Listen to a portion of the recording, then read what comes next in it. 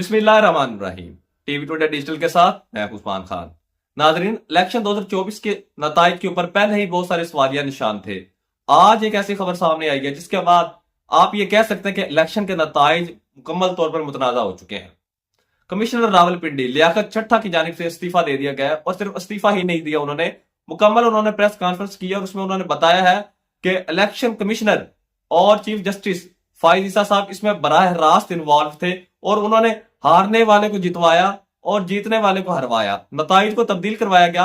और उन्होंने ये भी बताया कि उन्होंने सूबाई असम्बली के 12 हल्के और नेशनल असम्बली के 6 हल्कों में नताइज की रद्दोबदल की और हारने वाले को जितवाया गया और जीतने वाले को हरवाया गया। और उन्होंने ये भी कहा कि मुझे रावलपिंडी चौक में फांसी दे दी जाए, पुलिस मुझे गिरफ्तार कर ले, यानी कि इतनी जज्बात में आके उन्होंने ये अल्फाज कहे कि मुझे फांसी दे दी जाए, मुझे गिरफ्तार कर लिया जाए। मैं इस कौम